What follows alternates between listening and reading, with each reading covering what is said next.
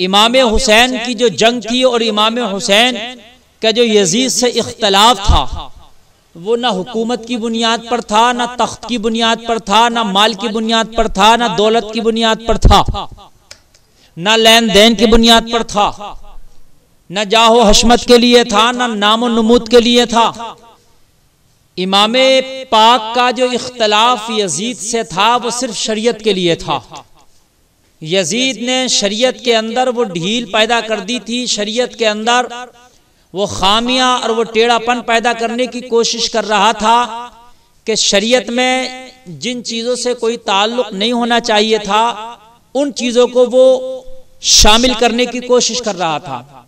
जैसे यजीद के यहाँ खुलेआम शराब के दौर चलते थे, अपने आप को खलीफा कहलवाता था। यजीद के यहाँ नाच गाने की महफिलें चलती थी। यजीद के यहाँ जानवरों को लड़ाकर खेल कूद किए जाते थे। यजीद के यहाँ नाच गाने तमाशे आम तरीके से थे। यजीद के यहाँ जिना होता था और हद ये है कि यजीद ने तो मदीनतुर रसूल में अपनी फौज से जब चढ़ाई कराई तो वहां पर मदीनतुर रसूल की जो बच्चियां नौजवान लड़कियां थी उसकी फौज ने उनके साथ तक जिना किए और यहां तक आता है कि 1000 उन बच्चों की विलादत हुई कि जो वो जिना से थे, यानी वलादुज जिना कहलाए वो बच्चे। तो इख्तिलाफ था शरीयत के मामले में इमाम हुसैन का, और वही चीज हम अपने अंदर ले आए और हुसैनी होने का आलम बुलंद करें और हम अपने आप को हुसैनी बताएं कि हम हुसैनी हैं, लेकिन खेल हमारे अंदर है, कूद हमारे अंदर है, बेपर्दगी हमारे अंदर है, शराब हमारे अंदर है, जिना हमारे अंदर है, ढोल तमाशे हमारे अंदर हैं, बाजे गाजे हमारे अंदर हैं, बेपर्दा लड़कियों को घुमाना हमारे अंदर है, ताजिए के नाम पे लड़कों और लड़कों का एक दूसरे को बेपर्दा देखना, एक दूसरे की मुलाकातें होना, ये हमारे अंदर है। तो आप मुझे बताइए फिर इमाम हुसैन ने क्यों करबला में अपना सर कटा दिया था? इमाम हुसैन को क्या जरूरत पड़ी थी कि यजीद की मुखालफत करने लग गए थे? कोई मैंड का झगड़ा नहीं था इमाम हुसैन का कि इमाम हुसैन का खेत यजीद के खेत में बराबर में आ गया था, यजीद ने मैंड काट ली तो झगड़ा मैंड का हो गया। इमाम पाक मदीनतुर रसूल में रहते थे, ये शाम में रहता था। यजीद और इमाम पाक की बहुत दूरियां थी, मुल्कों का फासला था, लेकिन मामला जमीन जायदाद का नहीं था, प्रॉपर्टी और मैंड का नहीं था। इमाम पाक का जो यजीद से इख्तिलाफ था वो ये था कि तू ना खलीफा कहलाने का हकदार हो सकता है, शरीयत रसूल में तू चाहता है कि मैं चेंजिंग कर दूं, शरीयत रसूल को पायमाल कर दूं, मैं शरीयत की धज्जियां उड़ा दूं। यजीद कान खोल के सुन, जब तक नबी का नवासा हुसैन इस जमीन पे जिंदा है जब तक ये काम नहीं होने दिया जाएगा। और हुसैन पाक ने ये काम नहीं होने दिया। सर कटाए, गर्दनें कटाई, कुनबा दिया, कबीला दिया, खानदान दिया, हद ये कि खुद अपना सर दिया और सर देते हुए सजदे में सर दे के दिखाया और जमाने को बता दिया, ओ खुराफाते करने वालों, आने वाले जमाने में हुसैन के नाम पे खुराफाते ना करना, अगर करना है तो हुसैन के नाम पे नमाजों की हिफाजत करना। ये चीज नहीं है। मामला ताज़िए का आता है, कितनी मर्तबा हमने अपनी तकरीरों में समझाया, मेरे अजीज मेरी किसी से दुश्मनी नहीं है।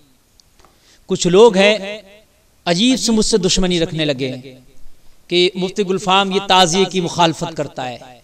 मेरे अजीज अल्लाह गवाह है, अहले बैत से जो मेरी मोहब्बत है, मैं कई बार ये कह चुका हूं, अगर दुनिया में कितना भी कोई मोहब्बत करने वाला अहले बैत से आ जाए मेरे सामने और मुझसे कहे कि मेरी मोहब्बत से अपनी मोहब्बत चेंज कर ले, तो खुदा की कसम ना करूंगा, इसलिए कि मेरा रब जानता है मुझे कितनी मोहब्बत है। लेकिन मेरे अजीज इमाम पाक के नाम को बदनाम करने की कोशिश ना की जाए।